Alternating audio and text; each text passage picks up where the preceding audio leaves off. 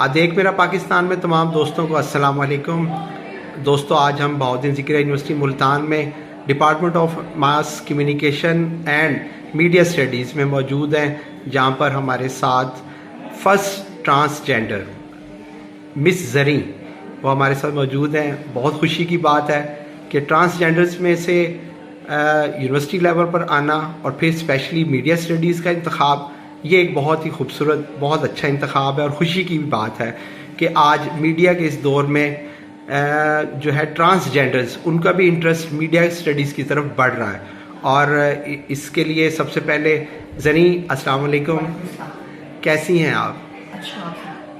बहुत अच्छा लगा, खुशी भी हुई हमें, इसीलिए हमने कोशिश की कि हम अपने चैनल की वसातत से आपके साथ थोड़ी सी बातचीत करें। तो आप पहले अपने बारे में ज़रा बताएंगी कि आपका बैकग्राउंड कहाँ से है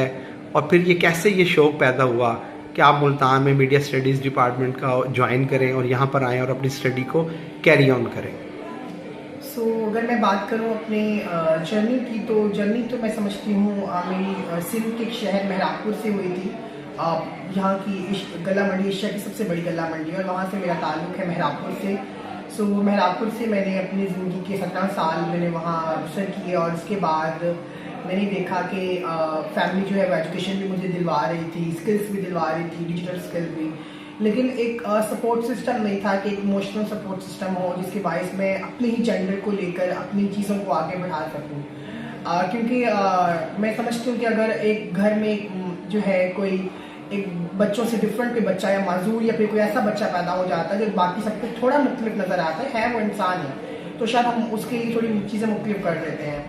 मुझे कुछ परेशानियाँ फेस करनी पड़ी एंड डेट्स वाई अब मैं मुल्तान में हूँ और मेरी जर्नी का हिस्सा है कि मैं मुल्तान में अब अल्हम्दुलिल्लाह जो है BS कर रही हूँ, जो कि इज़ टू मास्टर है बहाउद्दीन ज़िक्रिया, और मीडिया फील्ड में पाकिस्तान से मैं पहली ट्रांसजेंडर हूँ जो कि इस फील्ड में आई है। मीडिया फील्ड में पहली ट्रांसजेंडर आप हैं और ये बहुत बड़ी एक बात है, और स्पेशली ना सिर्फ इस साउथ पंजाब के लिए बल्कि पूरे पाकिस्तान के लिए ये बहुत अप्रिशिएटेबल है। तो हम भी आपकी इस काविश को अप्रिशिएट करते हैं और आपके लिए विशेस, बेस्ट विशेस भी हैं। तो लेकिन ये भी एक क्वेश्चन है, थोड़ा सा सवाल भी है कि आपने मीडिया स्टडीज़ का इंतखाब ही क्यों किया? बेसिकली अब तक मैंने देखा ना कि कम्युनिटी से तो डॉक्टर भी थी, लॉयर भी थी, टीचर भी थी, उस्ताद भी थे, कुरान के टीचर भी थे, हर तरह का मतलब हमें एक पॉजिटिव इम्पैक्ट कम्युनिटी ने दिया, बाकी सब दुनिया वालों को और पाकिस्तान में दिया, लेकिन मीडिया से अब तक कोई नहीं था। और जब मैं अपने 6 सालों की जर्नी को उठा के देखूँ तो मैं यूट्यूब पर ऐसा यूट्यूबर, ब्लॉगर, मैं बहुत काम करती, सर्च इंजन ऑप्टिमाइजेशन एक्सपर्ट भी मैं चीज़ों को लेकर चल रही थी, बट उस सारी जर्नी मुझे समझ नहीं आ रहा है कि इस चीज़ को कहते क्या है। देन मुझे रियलाइज़ हुआ कि ये तो मैं एक किस्म का जर्नलिज्म या एक्टिविज्म कहलाता है सब चीज़ें, तो क्यों ना मैं इसको आगे कंटिन्यू करूँ। और इन चीज़ों की बिहाफ पर फिर मैंने आगे कंटिन्यू किया और मैंने खुद से ही फैसला किया कि क्यों ना मैं जर्नलिज्म की तरफ आऊँ, एक जर्नलिस्ट बन के अपनी कम्युनिटी की आवाज़ बन के सामने आऊँ। बिकॉज बहुत कम होता है कि कुछ आवाज़ें जो हैं वो दब जाती हैं या फिर उस तरह से हाईलाइट नहीं हो पाती कम्युनिटी की, बट एज ए मीडिया में आना मेरा एक मैं समझती हूँ ख्वाब भी था और एक समझती हूँ विजन भी था कि मैं इसमें आऊँ। तो ज़री, कैसा लग रहा है आपको यहाँ? आपके और बहुत सारे क्लास फेलोज़ भी आपके साथ हैं, तो उनमें मेल भी हैं, फीमेल भी हैं, तो आपकी उनके साथ अंडरस्टैंडिंग, उनके साथ उठना बैठना कैसा महसूस करती हैं? मैं बहुत अच्छा महसूस करती हूँ। बेसिकली BZU का माहौल बहुत मॉडर्न है, मैं समझती हूँ, और यहाँ पे इस तरह की कोई डिस्क्रिमिनेशन नहीं है। अगर मैं नहीं किसी प्राइवेट इदारे में जाती तो ऑब्वियसली मेरे ID कार्ड की जेंडर को देख के ना बिल्कुल मुझे नहीं लगता, मुझे इतना पक्का यकीन है, बिकॉज अब तक मैं जहाँ गई हूँ वहाँ से मेरी जो डिफरेंट मेरी फ्रेंड्स भी गई हैं, तो एक किस्म का उन्हें ऐसा इन्वायरमेंट दिया गया कि वहाँ एडमिशन ही ना ले सके। बट फ्रॉम डे 1 यहाँ पे मैं आई और चीज़ें देखी तो बहुत चीज़ें अच्छी थी। इवन कि टीचर्स का स्टाफ जो है ऑल ओवर, मैं अपने डिपार्टमेंट के टीचर्स की बात करूँ तो बहुत अच्छा है, और जो डिपार्टमेंट में मेरा आना जाना हुआ, और अगर मैं बात स्टूडेंट्स की करूँ तो उनका भी बहुत अच्छा बिहेवियर, उनके लिए थोड़ा नया है कि एक ऐसा बच्चा या बच्ची हमारे साथ पढ़ रही, शायद हमें स्कूल या कॉलेज में देखने को नहीं मिली, किसी मदरसा या फिर किसी जगह देखने को नहीं मिली, लेकिन अब हमें यूनिवर्सिटी लेवल पर ही देखने को सब कुछ मिल रहा है, तो उनके कुछ नया है, उनके एक्सपीरियंसेस नए हैं। बट चीज़ें मैं समझती हूँ चेंज हो रही है, ज़माना बदल रहा है, 2025 चल रहा है, तो शायद उनके लिए अंडरस्टैंड करना थोड़ा आसान हो गया है। तो ज़री, आप आपका फ्यूचर प्लान क्या है जैसे आफ्टर स्टडी? फ्यूचर प्लान तो मेरे बहुत सारे फ्यूचर प्लान हैं, बिकॉज मैं 5 साल और 6 महीनों की स्ट्रैटेजिक प्लानिंग के ऊपर चलती हूँ कि मुझे अगले 6 महीने या फिर 5 साल क्या करना है और क्या गोल्स अचीव करने हैं और किस तरह करना है। पिछले 5 साल में ही था जो अब 5 साल बाद मेरे पास आ गया। अब आगे क्या करना है उसमें ऐसा है कि मैं एक ऐसे